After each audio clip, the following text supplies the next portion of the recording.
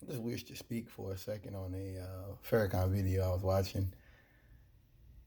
He just referred to how so much of what Trump is doing is striking out at organs of official repression, the media, things like that, and how those institutions have never been a friend to black people. And so we shouldn't look at Trump as necessarily an enemy because the institutions never benefited us. He's right. I say this, and I said when Trump got elected, my hope was that he destroyed NATO. My hope was that he would really destroy confidence in the U.S. government. He's done that. He has, pulled out of WHO. He has threatened members of the International Criminal Court by name. It's a lot of things. Went to the basically any world agreement that Trump ain't signed is deep state. It's bad. Let me speak this on Farrakhan. I acknowledge that the FBI has basically been an institution to go after whoever Republicans didn't like over the last 50 years.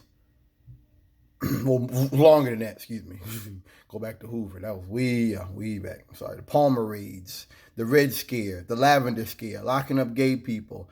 If you weren't red-blooded American, you can revoke your citizenship. Yeah, the FBI has always been that, always.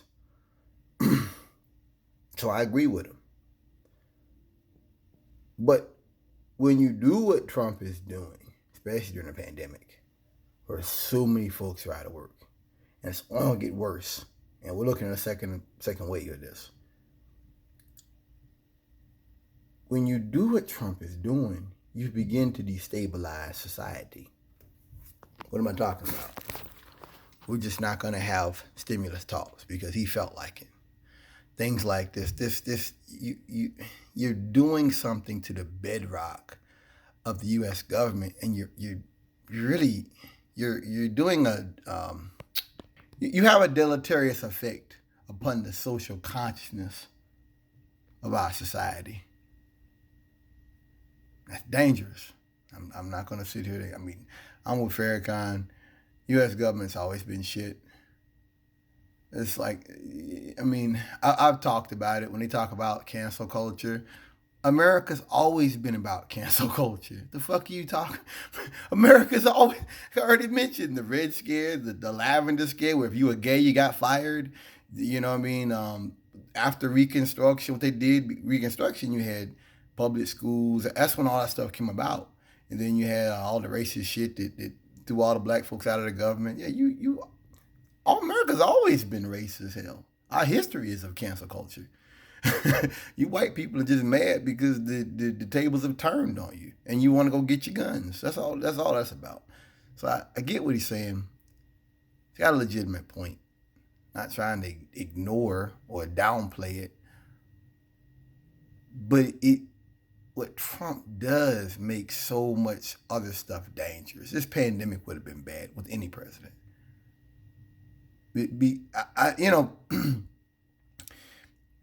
COVID exposed poor education. Trump exposed public education. Poor education, excuse me. People who are willing to lean towards a hardliner. The idea of what America used to be, the idea of the America of their grandparents that really wasn't that good. The pandemic was just the straw that broke the camel's back. And it exposed the division in America. I've said it before. I truly believe when they found out, white people, when they found out that this pandemic was killing more black and brown people, that's when the guns came out. And that's when they said, fuck it, reopen this fucking country. Because they don't care. I 110% believe. I believe if you had a pandemic, and I only say this because the numbers were showing more African Americans where I come from. I'm just saying that. If you had a disease that was out here killing white people, like if you had a SARS type disease, I said it like that, where it was actually killing people, like doctors were dying of it and stuff. And it was like, okay, if you're Caucasian and you get this, you've got 50% chance of survival. You wouldn't have seen the guns come out. You wouldn't. You what they did back in March and April, where they stormed the state house in Michigan, and you saw the going to the hospitals and blocking ambulances, and the nurses had to stand out there and like block traffic. People were cussing up in the nurse's face. If this thing was killing white people, you wouldn't have seen that. This was saying, hey man, put yourself by your bootstraps, which is to say that black people, brown people, y'all are, and I'm talking about those areas, y'all are fringes. Even if you're a good black person, you're on the fringe. If you've got to fucking die and your family has to die to keep our economy going, too bad. And what did the governor of Texas, what did Greg Abbott say? That, hey, you got to die to keep the economy going. What did he say? You die for dominoes, basically. Yeah. I never thought I would see a conservative come out and openly engage in like neo-Malthusian rhetoric like that. But going back to it, this what Trump is doing, what he's been doing, is dangerous. It's dangerous. I mean, I talked about Herman Cain when he got sick with COVID, and he had a business. He had people around him. Man went to the rally in Tulsa, and he had the tweets out talking about we're patriots, we don't wear masks. And then he caught it. I was working for HDs, and I remember, and I put the times, the dates together. They're sending out tweets talking about how the pandemic wasn't that bad, as this black man is lying in a hospital bed fighting for his life. And it was then that I understood the true cruelty of these people. I mean, think about how cruel that is. I'm a socialist. I make no bones about it. I don't want to go and smoke a blunt with Herman Cain or any of these people. I don't want to go smoke a blunt with y'all. But I don't take joy in death and destruction. And the Trump supporters do. I don't take joy in where America's going. I don't take joy in, America no longer being able to help other countries with humanitarian disasters, especially during this climate change and this COVID-19 epidemic. I don't take no joy in that. And I don't take any joy in Herman Cain dying of a disease that he himself publicly mocked. That's sad. That's tragic. But it shows you that, off subject, if you're black, you're conservative and all this, you get along and all this, they'll use you. It's like Kanye. They'll use you until they can't use you no more. And in his case, he literally, this black man had cancer not too long ago. Hey, dumbass. If you had cancer, your immune system is probably still affected.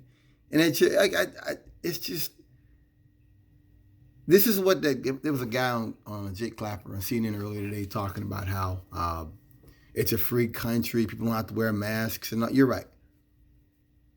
You're right. You're free to die. That's exactly right. I mean, if I was really like what they say, I would rejoice in that. When I read this super spread, I would read it. I would rejoice. I don't rejoice in Herman Cain's death.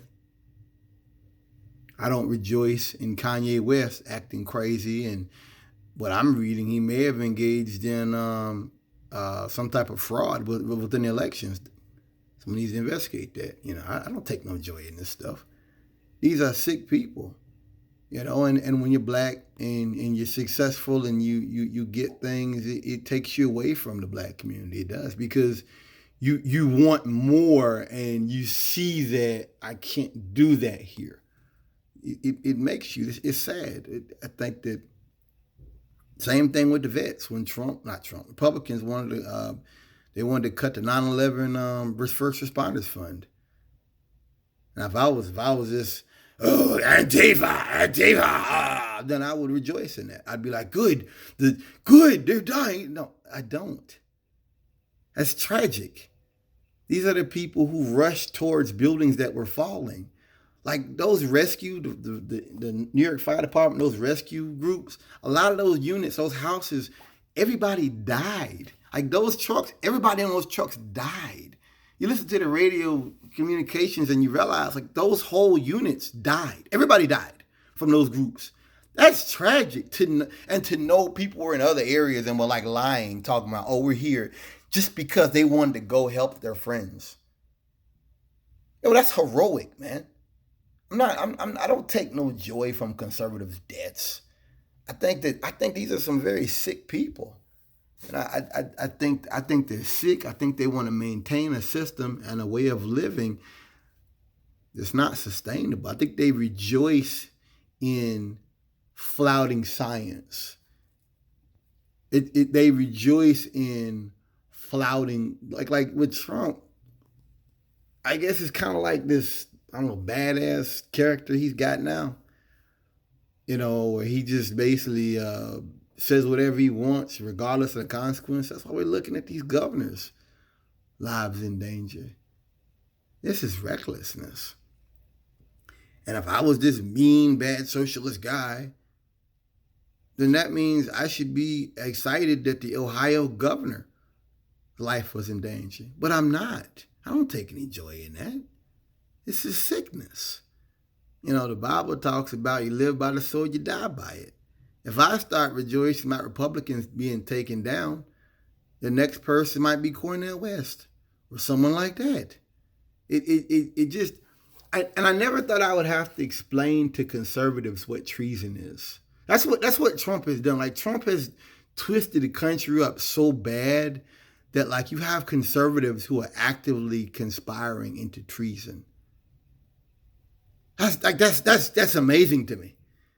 I mean, I never, I have to say, no matter who wins the election, I never knew this country was ugly. Never. I never knew so many people felt the way they do. I'll never forget this. You know, Trump has shown the world what my grandparents warned me about with white people. Trump has shown the whole world what these people really are. And he gave them a legitimate, white aggrievement. He's given them that white aggrievement that, the whole world's been given to me on a platter and oh, I'm mad, it's Russia, oh, man, it's communist. Like that's what this stuff is, man. They think the world should revolve around them, and the fact, just any idea of them losing 1% of their power, they're ready to go out here with the guns. I think that hurts them. I think the kidnapping and the violence hurts them long term, because I believe a lot of Americans don't like this, and I think a lot of Americans are scared by this kind of stuff, violence, around the election, and he's used it and it worked with his base. But I can't see it working with anybody else. Thanks for listening.